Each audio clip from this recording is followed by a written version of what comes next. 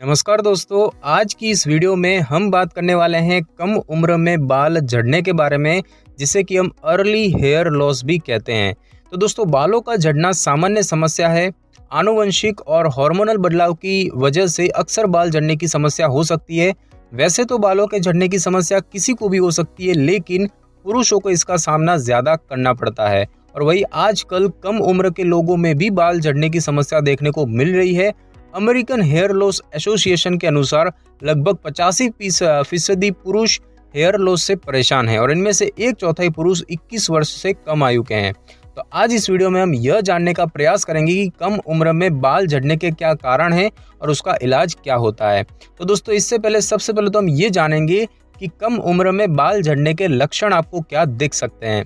तो दोस्तों, बालों के झड़ने के लक्षण अलग अलग तरह से नजर आ सकते हैं और ये लक्षण अचानक या फिर धीरे धीरे आ सकते हैं। कई बार व्यक्ति के पूरे शरीर के बाल भी झड़ने लगते हैं और बाल झड़ने के लक्षणों की बात करें तो उनमें है धीरे धीरे बाल झड़ना, स्कैल्प नजर आना, पेची गंजापन, बालों का पतला होना, पूरी हेयर लाइन से बाल निकल जाना और कंघी करते हुए बाल निकलना। इस तरह के कुछ लक्षण जो है देखने को मिल सकते हैं। अब हम दोस्तों जानेंगे कि कम उम्र में बाल झड़ने के क्या क्या कारण होते हैं। तो दोस्तों, कम उम्र में बाल झड़ने के अलग अलग कारण हो सकते हैं, लेकिन हार्मोनल बदलाव, ऑटो इम्यून रोग और शरीर में पोषक तत्वों की कमी को बालों के झड़ने का मुख्य कारण माना गया है। तो यहाँ पर हम बाल झड़ने के कुछ कारणों के बारे में विस्तार से जानेंगे। सबसे पहले बात करते हैं दोस्तों हार्मोनल बदलाव की।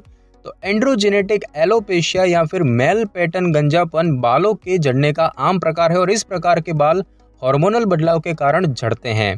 तो जब डिहाइड्रो टेस्टोस्टेरोन यानी कि DHT में बदलाव होता है तो व्यक्ति के बाल झड़ सकते हैं और यह हार्मोन बालों के रोम को सिकुड़ता है।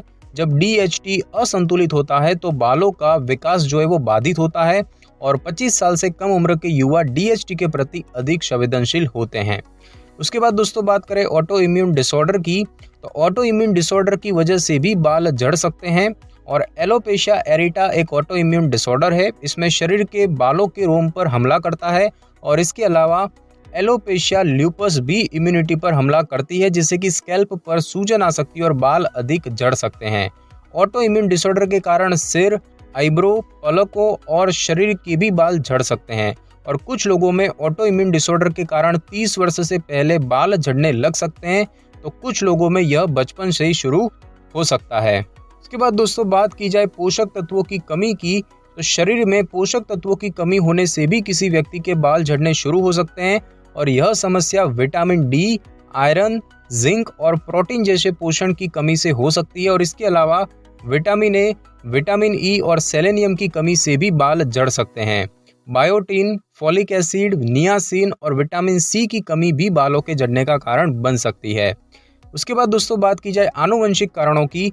तो अगर किसी व्यक्ति के माता पिता में बाल झड़ने की समस्या देखी जाती है तो बच्चों के भी कम उम्र में बाल झड़ सकते हैं। एंड्रोजेनेटिक एलोपेशिया बालों के झड़ने का एक जेनेटिक कारक होता है और इसे मेल पैटर्न गंजापन और फीमेल पैटर्न गंजापन कहा जाता है। उसके बाद दोस्तों बात की जाए थायराइड की। तो थायराइड भी कम उम्र में बालों के झड़ने का कारण बन सकता है। थायराइड में हार्मोन का कम या फिर अधिक उत्पादन होता है, जिसकी वजह से बाल झड़ सकते हैं। थायराइड की वजह से स्कैल्प दिखाई दे सकता है और लंबे समय से थायराइड की बीमारी वाले लोगों में बालों का झड़ना सबसे आम बात होती है। उसके बाद दोस्तों बात की जाए पॉलीसिस्टिक ओवरी सिंड्रोम की। तो पॉलीसिस्टिक ओवरी सिंड्रोम महिलाओं को होने वाली एक स्वास्थ्य समस्या है और इस स्थिति में महिलाओं के शरीर में मेल सेक्स हार्मोन टेस्टोस्टेरोन का लेवल अधिक होने लगता है और PCOS में अनियमित पीरियड्स, मुहासे और बाल झड़ने जैसे लक्षण नजर आ सकते हैं, लेकिन हार्मोनल असंतुलन का इलाज करने से बाल दोबारा उग सकते हैं। और उसके बाद दोस्तों बात की जाए प्यूबर्टी की। तो प्यूबर्टी में भी बाल झड़ने की शिकायत हो सकती है और इस दौरान हार्मोन के स्तर में उतार चढ़ाव होता है और इससे बालों का विकास प्रभावित हो सकता है और इसीलिए कई बार प्यूबर्टी के तुरंत बाद बालों का झड़ना शुरू हो सकता है।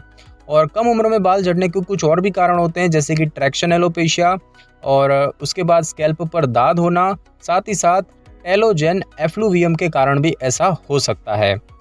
अब दोस्तों हम जानेंगे कि कम उम्र में बाल झड़ने का इलाज क्या होता है। तो दोस्तों, कम उम्र में बाल झड़ना व्यक्ति को काफी परेशान कर सकता है क्योंकि यह पूरे लुक को प्रभावित कर देता है। लोगों में यह समस्या अलग अलग कारणों की वजह से हो सकती है। कुछ मामलों में उचित उपचार के माध्यम से बालों के झड़ने की समस्या को ठीक किया जा सकता है। तो दोस्तों अगर थायराइड हार्मोन के असंतुलन के कारण बाल झड़ रहे हैं तो इसे संतुलन में लाने की कोशिश की जा सकती है। इससे बालों की ग्रोथ दोबारा शुरू होने लगेगी। कॉर्टिकोस्टेरॉइड इंजेक्शन, मलहम और दवाइयों के माध्यम से बालों के झड़ने की समस्या को ठीक किया जा सकता है। कम उम्र में बाल झड़ने पर धूप से बचें, संपूर्ण स्वस्थ आहार लें, तनाव लेने से बचें और भरपूर आराम करें। बहुत टाइट बाल और पोनीटेल बनाने से बचें। एंटी फंगल दवाइयों और शैम्पू का इस्तेमाल करें। बालों के ट्रीटमेंट से बचें क्योंकि तरह तरह के केमिकल से बाल जो है वो अधिक डैमेज हो सकते हैं। तो दोस्तों बालों के झड़ने के कई अलग अलग कारण हो सकते हैं। इसका इलाज भी काफ़ी हद तक कारणों पर ही निर्भर करता है। अगर बाल झड़ रहे हैं तो घबराने की ज़रूरत नहीं है। इस स्थिति में देखें कि बाल किस तरह से झड़ रहे हैं। अगर कंघी करते समय, बाल धोते समय, सोते समय बाल अधिक झड़ते हैं तो इस स्थिति को गंभीरता से लेना चाहिए, क्योंकि कई बार बालों का झड़ना गंजेपन का कारण भी बन सकता है। और अगर घर के किसी कम उम्र के बच्चे के बाल झड़ रहे हैं तो ऐसे में डॉक्टर से कंसल्ट करना बहुत ही ज़रूरी होता है। तो दोस्तों आज की इस वीडियो में बस इतना ही। अगर आपको मेरी ये वीडियो और जानकारी अच्छी लगी हो तो वीडियो को लाइक और शेयर कर दीजिए और कमेंट करना बिल्कुल भी ना भूलें।